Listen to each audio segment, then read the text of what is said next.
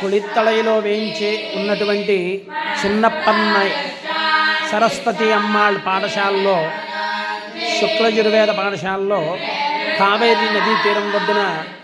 గురువుగారు శ్రీ బ్రహ్మశ్రీ ప్రతాప్ చంద్ర ఘనాపాటి గారి యొక్క విద్యార్థులు వేదమును వెళ్ళివేస్తున్నటువంటి సమయం, వేదాధ్యయనం చేస్తున్నటువంటి సందర్భంలో విద్యార్థులందరికీ కూడా